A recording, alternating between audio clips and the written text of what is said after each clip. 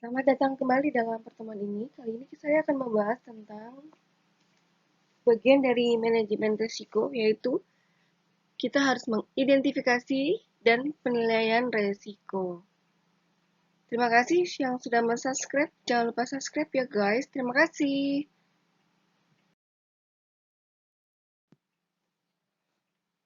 Prinsip-prinsip pengidentifikasian risiko.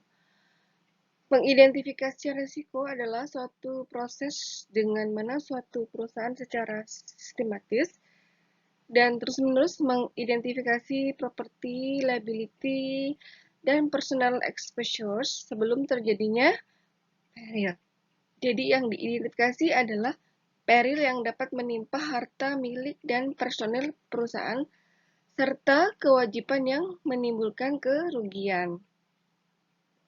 Prinsipnya yang berikutnya adalah kegiatan pengidentifikasian adalah hal yang sangat penting bagi seorang manajer resiko, sebab seorang manajer resiko yang tidak mengidentifikasi semua kerugian potensi tidak akan dapat menyusun strategi yang lengkap untuk menanggulangi semua kerugian potensi tersebut.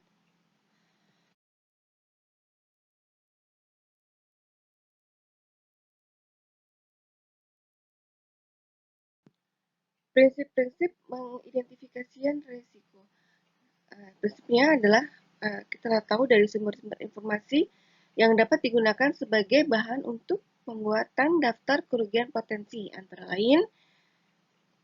Jadi prinsip itu identifikasi itu harus kita berdasarkan kepada sumber-sumber berikut ini. A. Data-data dari perusahaan-perusahaan asuransi. B. Informasi dari Badan Penerbitan Asuransi. C. Informasi dari Asosiasi Manajemen Amerika atau AMA. D. Informasi dari Ikatan Manajer Risiko dan Asuransi. E. Informasi atau rilis dari kepolisian. Jadi kita identifikasi itu harus berdasarkan sumber-sumber tersebut. Sumber itu bisa didapat dari beberapa daftar kerugian yang ada di atas.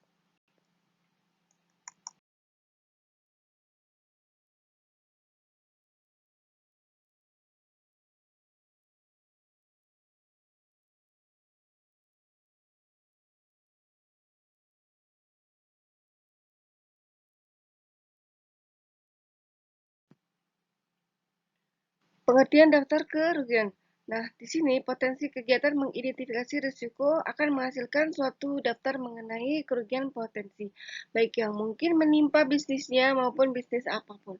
Daftar ini disebut daftar kerugian potensi atau checklist. Jadi, dari daftar tersebut dapat diketahui kerugian apa saja dan bagaimana terjadinya yang mungkin dapat menimpa bisnisnya, sehingga dapat dipakai sebagai dasar dalam menentukan kebijaksanaan pengendalian resiko. Nah, dari keseluruhan kerugian yang mungkin menimpa suatu bisnis, pada pokoknya dapat dikelompokkan ke dalam 3 kelompok ya, yaitu 1. Kerugian atas harta atau property loss. Kedua, kerugian berupa kewajiban kepada pihak ketiga atau liability loss. Yang ketiga itu kerugian personil atau personal loss.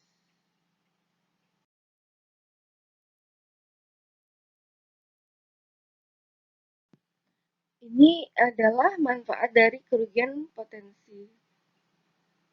Daftar kerugian potensi bagi suatu perusahaan pada hakikatnya merupakan 1. Daftar yang dapat menunjang pencapaian berbagai tujuan yang berkaitan dengan pengelolaan bisnis pada umumnya. Jadi tidak hanya untuk kepentingan manajemen risiko saja. Kedua, suatu cara yang sistematis guna mengumpulkan informasi mengenai perusahaan-perusahaan lain yang mungkin ada kaitannya ya dengan aktivitas bisnisnya. Yang ketiga, jadi daftar kerugian potensi ini sangat bermanfaat bagi kegiatan pengelolaan bisnis secara keseluruhan, tidak hanya di bidang penanggulangan risiko saja.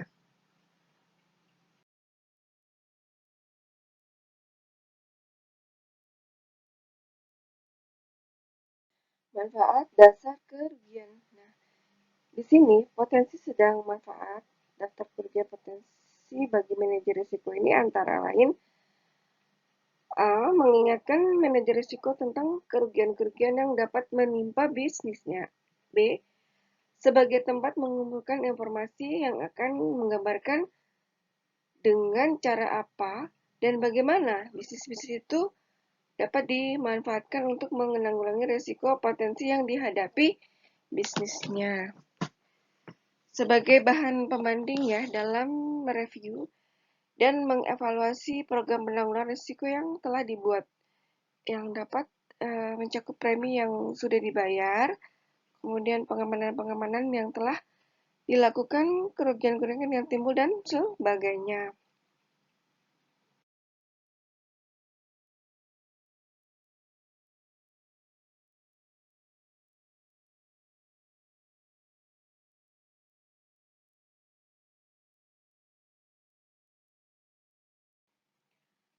Berikut klarifikasi kerugian potensi. Nah, sini seluruh kerugian potensi yang dapat menimpa setiap bisnis pada pokoknya itu dapat diklasifikasikan ya sebagai berikut. A. Kerugian atas harta kekayaan atau property exposure. Ini meliputi kerugian yang langsung yang dapat dihubungkan dengan biaya penggantian atau perbaikan terhadap harta-harta yang terkena peril ya, seperti gedung terbakar, peralatan yang dicuri. Nah, jenis kerugian ini itu disebut kerugian langsung. Karena apa? Dia langsung ya dibakar dan kebakar. Jadi ini harta kekayaannya adalah kerugian langsung.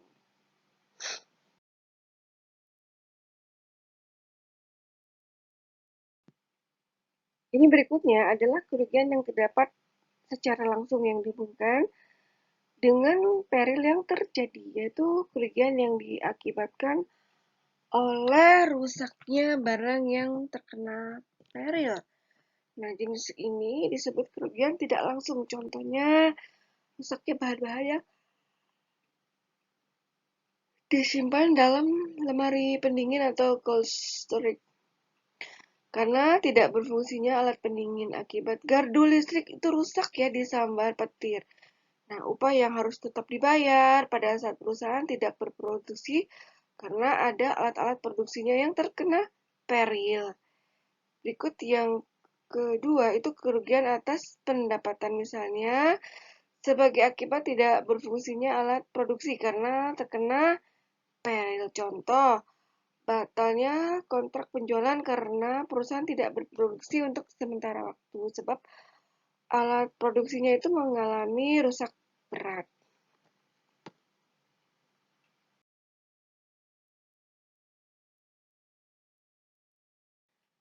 Mari kita lihat klasifikasi kerugian potensi. Nah, kerugian ini adalah berupa kewajiban kepada pihak lain, ya, atau liability loss exposure. Nah, ini adalah kerugian yang berupa kewajiban kepada pihak lain yang merasa dirugikan akibat kesalahan dari bisnisnya. Contoh, ganti rugi yang harus diberikan oleh perusahaan angkutan umum ya kepada penumpang yang cedera akibat kecelakaan yang ada pada kesalahan pengemudinya.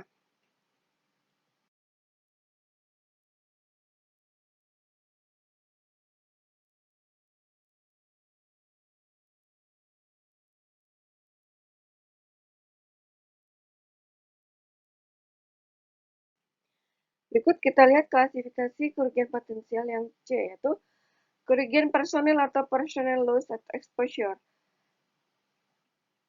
Atau personal exposure atau personal loss ini adalah kerugian personil. Kerugian akibat peril yang menimpa personel atau orang-orang yang menjadi anggota dari karyawan perusahaan atau termasuk keluarganya ya. Contoh kematian. Nah, di sini ketidakmampuan karena cacat.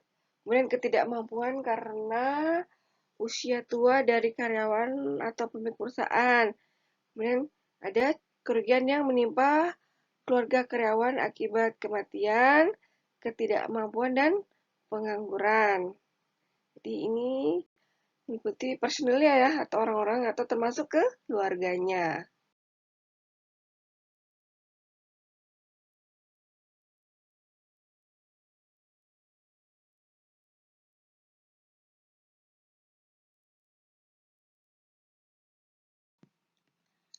Metode pengidentifikasian resiko.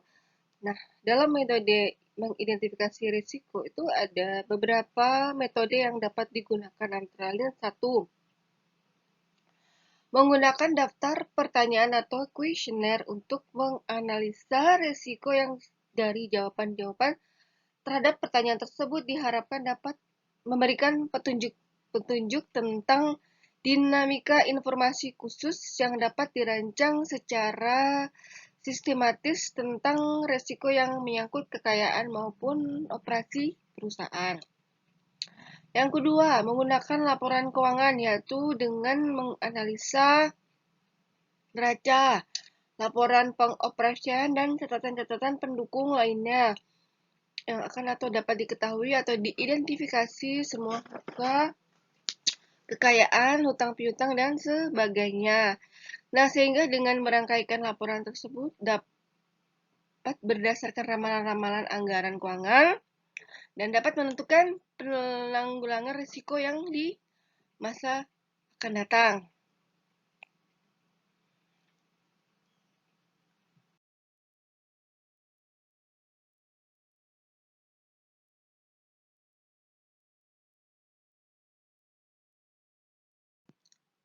Kita lihat berikutnya metode pengidentifikasian risiko.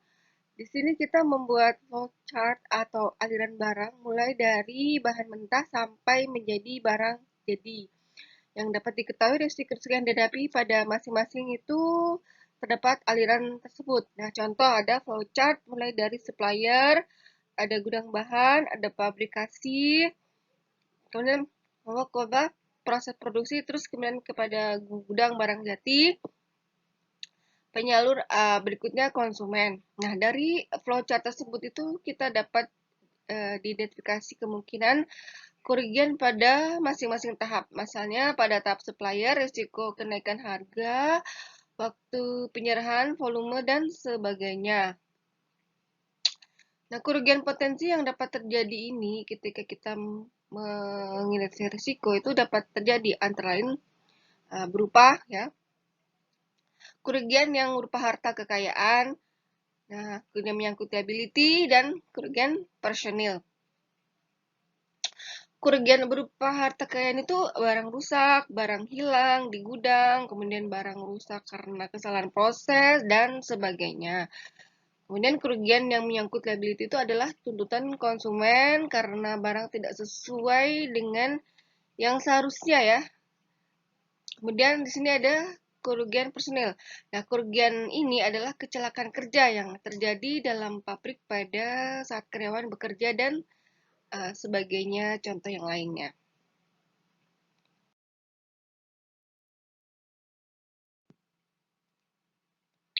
Ini ada metode pengidentifikasian risiko. Nah, di sini ada dengan infeksi langsung di tempat, artinya dengan mengadakan pemeriksaan secara langsung di tempat di mana dilakukan operasi atau aktivitas perusahaannya, sehingga kita dari pemeriksaan atau pengamatan itu, manajer risiko akan dapat belajar banyak mengenai kenyataan-kenyataan di lapangan yang tentunya akan sangat bermanfaat bagi upaya penanggulangan risiko.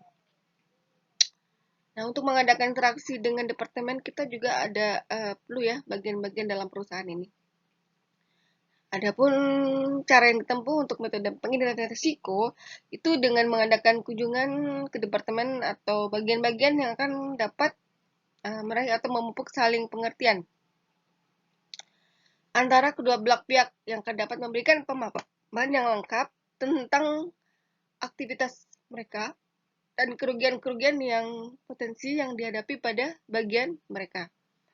Nah, cara yang berikut adalah dengan menerima, mengevaluasi, memonitor, dan menanggapi laporan-laporan dari departemen atau bagian-bagian yang dapat meningkatkan pemahaman tentang aktivitas risiko yang akan mereka hadapi.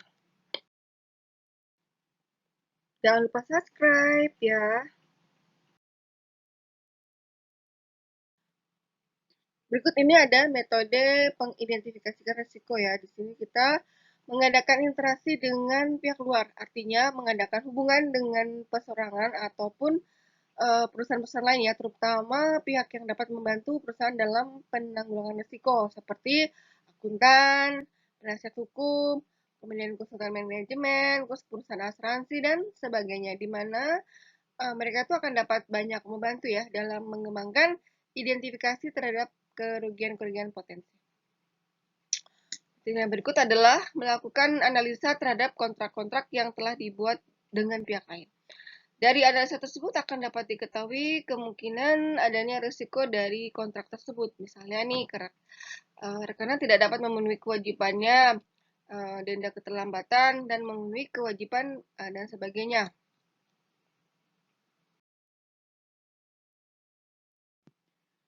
Kita lihat metode pengidentifikasi risiko dengan membuat atau menganalisa catatan statistik ya mengenai bermacam-macam kerugian yang telah pernah diderita. Nah, dari catatan itu akan diperhitungkan kemungkinan terulangnya suatu jenis risiko tertentu. Nah, di samping itu juga catatan tersebut akan dapat diketahui ya penyebab lokasinya, kemudian jumlah atau variabel risiko lainnya yang perlu diperlukan dalam upaya penanggulangan risiko. Nah, kemudian kita mengadakan analisa lingkungan yang sangat diperlukan untuk mengetahui kondisi yang mempengaruhi timbulnya risiko potensi, ya seperti konsumen, supplier, penyalur, pesaing, dan penguasa ya, nah, dengan membuat peraturan perundang-undangan.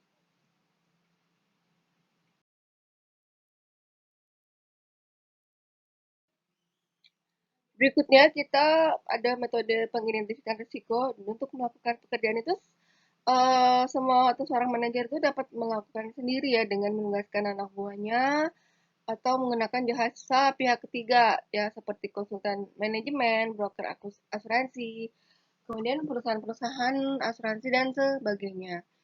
Nah, penggunaan jasa dari pihak ketiga itu di samping ada kelemahannya juga ada untungnya ya karena umumnya pihak ketiga itu sudah profesional di bidangnya sehingga hasilnya akan lebih lengkap dan lebih objektif. Sedang kelemahannya antara lain biayanya itu tidak murah ya dan sedang bila menggunakan jasa atau broker perusahaan asuransi.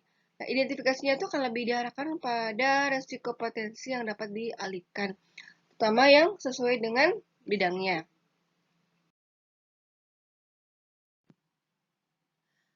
Terima kasih. Jangan lupa subscribe ya, Elita LTV. Klik tombol subscribe guys. Terima kasih ya sudah bersama saya. Terima kasih juga. Sampai jumpa di lain kesempatan. Terima kasih. Halo, selamat mendengarkan semuanya.